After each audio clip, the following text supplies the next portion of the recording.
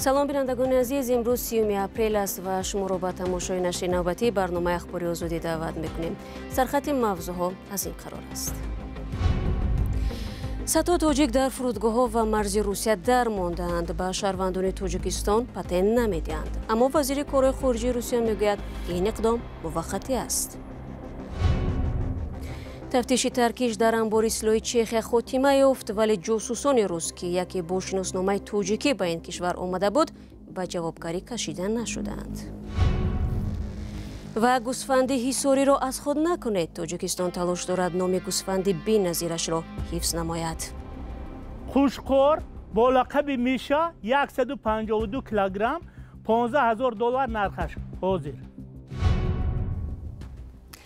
имрӯз Сергей Лавров, вазири корҳои хориҷии Русия, ба ҳамтои тоҷики худ Сироҷдини Муҳриддин занг зада таъкид кардааст, ки чораҳои иловагии амниятӣ бо ҳадафи ҷилавгирӣ аз терроризм пиёда шуда, сабабгори он ҳамлаи маргбор ба толори Крокуси канори Москав аст.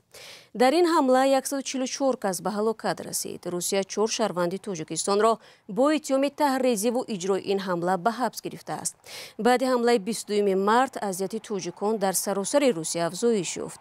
дирӯз вазорати корҳои хориҷии Тоҷикистон ба сафири Русия бо ибрози нигаронии ҷиддӣ аз муносибати махсусан дағалонаи мақомоти рус нисбат ба муҳоҷирони тоҷик нотаи эътирозӣ супурд.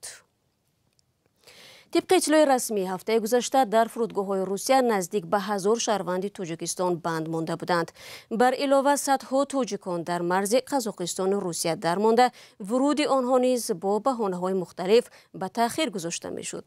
хабаргузории Интерфакси Русия хабар медиҳад, ки мақомдорони ин кишвар аллакай 27 шаҳрванди Тоҷикистонро аз хоки ин кишвар ихроҷ намуда, тасмим доранд 306 шаҳрванди дигари Тоҷикистонро аз Русия берун кунанд.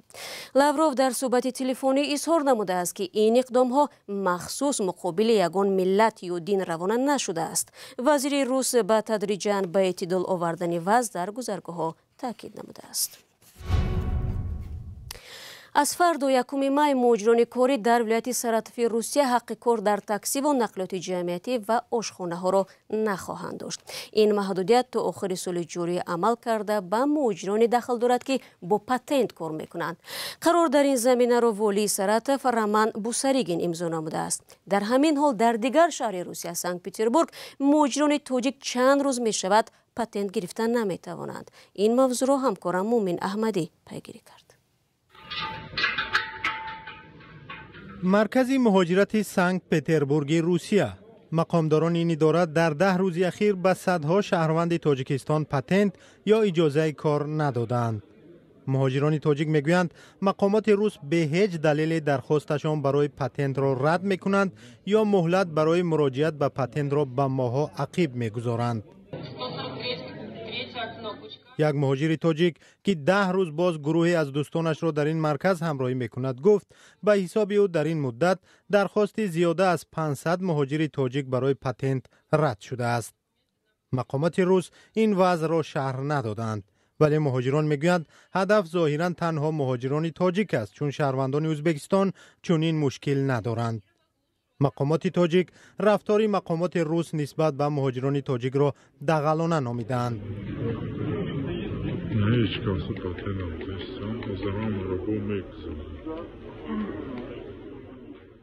дар Русия солҳо боз муҳоҷирони тоҷикро азият медиҳанд, вале пас аз ҳамлаи маргбор вале шубҳабарангез ба Крокус дар Москав, тоҷиконро гумонбар донистанд ва фишор болои муҳоҷирон афзоиш ёфт. садҳо муҳоҷири дигар дар фурудгоҳҳо ва роҳҳои заминӣ иҷозаи вуруд надоранд. гурӯҳи дигареро дастаҷамъона аз Русия хориҷ карданд. рӯзи 29 апрел вазорати корҳои хориҷии Тоҷикистон дар нотае ба сафири Русия дар Душанбе рафтори мақомоти русро хилофи анъанаҳои дӯстӣ миёни ду кишвар номид. умеҷон раҳмон бародарзодаи президенти тоҷикистон доҷистони шаҳри ҳисор таъин шудааст. мансаби нав гирифтани хешованди президентро расман дар ҷойи нашру эълон накарданд. ду манбаи огоҳ дирӯз ба радиои озодӣ гуфтанд ки умеҷон раҳмон корро дар мақоми нав як моҳ пеш шурӯъ намуд. ӯ то охири моҳи январи имсол додситони ноҳияи синоӣ шаҳри душанбе буд. умеҷон раҳмон 39 сола ва писари Нуриддин раҳмон бародари фақиди Эмомалӣ раҳмон аст. соли 2005 факултаи ҳуқуқшиносии донишгоҳи миллии тоҷикистонро хатм карда полковники адлия мебошад. аз ин пеш Эмомалӣ раҳмон бародарзодаи дигараш Исломиддин раҳмонро раиси хадамоти зидди нисолии Тоҷикистон таъин кард. вай то ин дам раиси ноҳияи Данғара буд. намояндагони мухолифон ва созмону кишварҳои ғарбӣ президенти Тоҷикистонро пайваста ба хешутаборбозӣ ва инҳисори қудрат танқид мекунанд. департаменти давлатӣ ё вазорати корҳои хориҷии Амрико рӯзи 23 апрел дар гузориши солонааш дар мавриди риояи ҳуқуқи башар навишт: Эмомалӣ раҳмон бо оилааш дар иқтисоду сиёсат қудрати фарогир доранд.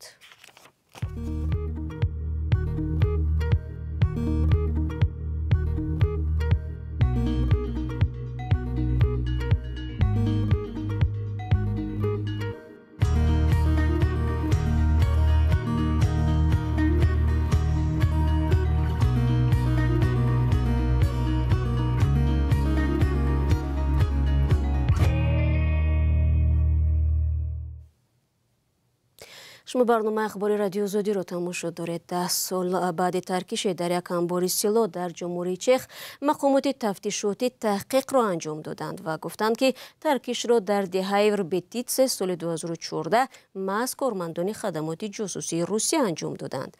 ин кормандон ба хоки Чехия бо шиносномаҳои тақаллубии Тоҷикистон ва Молдова ворид шуда буданд. парванда ҷузъиёти бисёру ҷолибе дорад ва ҳамкорам Хиромон Бақозода онҳоро пайгирӣ кардасту ҳоло дар студия дар бари ман аст. салом ба шумо. хуб, мақомоти Чехия дар ин бора чӣ мегӯянд? салом бинандагони арҷманд, воқеан ҳам тавре гуфтед Шаҳло, 10 сол зарур шуд ки мақомоти Чехия, як кишваре дар Аврупои Шарқӣ, ҳодисаи таркиши мудҳиш дар анбори силоҳи як деҳаи маҳаллиро муфассал таҳқиқ кунад. хулосаи тафтишот ин аст, ки таркиш кори дасти Русия, аниқтараш ГРУ, сарраёсати ҷосусии вазорати мудофиа мебошад. дирӯз раиси маркази мубориза бо ҷиноятҳои созмонёфтаи Чехия Иржи Мазане гуфт, таркиш дар анбори силоҳ дар деҳаи Врбетитсеро ба он хотир анҷом доданд, ки аслиҳаи дар он буда ба кишварҳое бурда нашавад, ки онҷо Русия меҷангад. он замон соли 2014 гап дар бораи шарқи Украина ва Сурия мерафт, ки Русия онҷо бо баҳонаҳои мухталиф сарбозашро ворид карда буд. Мазане гуфт, дар тамоми муддати тафтишот ҷумҳурии Чех борҳо ба Русия бо талаби посух додан ба саволҳои тафтишот ва рӯшан кардани асли қазия муроҷиат намуд. вале Москав ҳеҷ гоҳ ба дархости Прага дар робита бо ин парванда посух надод. аз ин рӯ полиси Чех маҷбур шуд парвандаро бубандад. зимнан дар пайи ҳамин ҳамла, яъне ташкили ҳамлае дар хоки кишвари дигар, равобити Прагаву Москав бадтар шуд ва аз ҷумла робитаҳои сиёсии ду кишвар ва ҳузури дипломатҳо дар қаламравои ҳамдигар маҳдудтар гардид.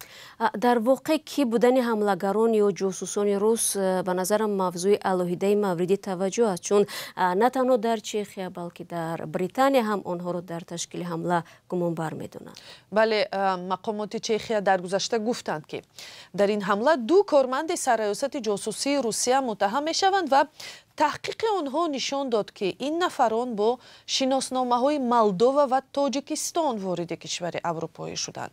як нафари онҳо, ки бо шиносномаи тоҷикӣ ворид шудааст, гӯё Руслан Табаров ном доштааст. вале вазорати корҳои дохилии Тоҷикистон баъди таҳқиқи ин санад ва ин шахс гуфт, ҳеҷ гоҳ ба шахсе бо ному насаби Руслан Табаров шиноснома дода нашудааст.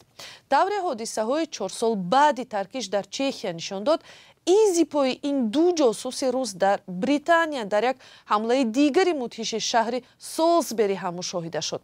ва ниҳоят як таҳқиқоти журналистӣ ошкор кард, ки Руслан Боширов ва Руслан Табаров дар асл як шахс буда, номаш Анатолий Чепига мебошад ва Александр Петров дар асл афсари хадамоти ҷосусии Русия Александр Мишкин мебошад. این همه قضیه ها از نظر دراز بودن دست روسیه و خدمات جاسوسیش در کشورهای خارجی برای هدف قرار دادن منفعت‌های کرمل مورد نگرانی کشورهای غرب و اروپا گردیده است. تشکر. همکارم خیرامون بقازاده بود با نتیجه های تحقیق ترکیش 10 سال پیش در یک انبار سلاح جمهوری چخ.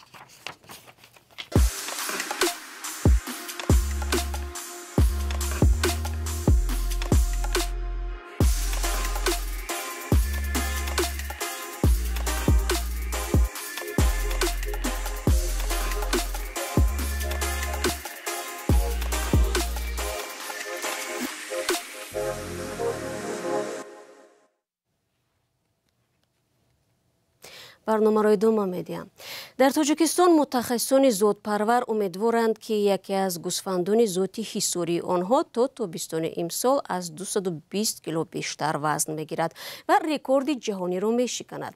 سال گذشته وزن یک گوسفند ذاتی حصاری در قزاقستان به 230 کیلو رسید و آن را در کتاب رکوردهای گینس وارد کردند. توجه به این ذاتی گوسفند معروف در آسیای مرکزی سال به سال زیادتر می شود چون جانور است که با تغییر اقلیم و چراگاه‌های کم علف مطابق است. گزارشی را در این باره همکارم طاهری سفر تقدیم می‌کند. خوشخور با لقب میشا 152 کیلوگرم $15,000 نرخش حاضر. 54 درجه 54 درجه. میشا و رفیقش از ذات گوسفندی حصاری هستند. ذاتی که محض در تاجیکستان پرورش کردند و حالا طلبات با آن در آسیای مرکزی و بیرون از آن هم زیاد شده است. سببش وزن و خاصیت‌های این جانور است که کم هم خورد زود فربه می شود. در همه چراگاه زیاده از 250 مال گوسفند حصاری هم چرانم. برای چی گوسفند حصاری؟ با او خاطره که نوابسته ای او کم بودن ای علف کم بودن ای غذایشان وسی خچونا میگیرند. با شرافت همین خاصیتشان آنها را در تاجیکستان در چراگاه‌های تباه شده بر سر چرای زیاد و تغییر اقلیم میچرانند تا دسترخوان دوستداران گوشت گوسفند خالی نماند. Овцы гисарской породы являются уникальной породой овец во всем мире. گوسفند ذاتی حصاری یک نوع بی‌نظیر گوسفند در تمام جهان است. از آن جهت که وزن بالای گوسفند کلان زنده تا به 216 کیلوگرم میرسد. 145 کیلو گوشت میدهد. از آن جهت بی‌نظیر است که زود بزرگ می شود. برای این گوسفندان در یک شبانه روز تا 350 گرم وزن میگیرند. Могут набрать 350 граммов среднесуточного прироста. گله‌های این گوسفندان در جستجوی علف تا 500 کیلومتر هم حرکت می کنند و چراگاه‌هایشان را تغییر می دهند که این شرایط فراهم می سازد علف چراگاه‌ها دیگر بار از سر کشد و خشک و نابود نشود. С точки зрения экономики это высокий выход мясной продуктивности. یک خاصیت دیگری آنها از نظر اقتصادی گوشت زیادشون است. گوسفندان حصاری از این نظر در جهان در مقام اول هستند. از همین سبب این نوع گوسفند در آسیای مرکزی، افغانستان و پاکستان، اوکراین و روسیه هم پرورش می شود. Сейчас Белоруссия, Украина, Россия именно этим и определяется. سر ذات گوسفند حصاری در منطقه هم دعوا و رقابت ادامه دارد. حاکمان تاجیک چند پیش قرقیزستان همسایه را به از خود کردن این ذات متهم کردند. برای همین در یک گوشه حصار پیکرهای این گوسفند را گذاشتند تا دعوای دیگران را باطل نشان بدهند. اما برای مردم و قصابان رقابت اهمیت ندارد و مهم برایشان مهیا بودن گوشت گوسفند با چربی زیاد است. این بازار باید کار میکنه. این همین گوشت گوسفند ذات حصاری از جهت اکولوژی تازه بودگیش گرچند که گرم باشد هم که ما اینا خریداری میکنیم طلبات زیاده. گوشتی که از آن تمام انواع غذاهای تاجیکی را آماده میکنند و قیمتش هم نظر به قیمت گوشت گاو و مرغ به مراتب بالاتر است. گزارش همکارم طاهری سفر درباره گوسفندهای حصاری را تماشا کردید و بینندگان عزیز با همین گزارش برنامه امروز اخبار آزادی را به پایان میبرم. تشکر از یکایک شما که تا این لحظه ما را همراه بودید. چون همیشه البته خبر و ویدیوهای بیشتر رو میتوانید در وبسایت ما azadi.org دسترس کنید. اینچنین به صفحه های رادیو آزادی در فیسبوک و اینستاگرام، تیک تاک و تلگرام هم میتوانید وارد شوید. تا ملاقات بعدی خود را احتیاط کنید و خود نگهداری هر یک شما باشید.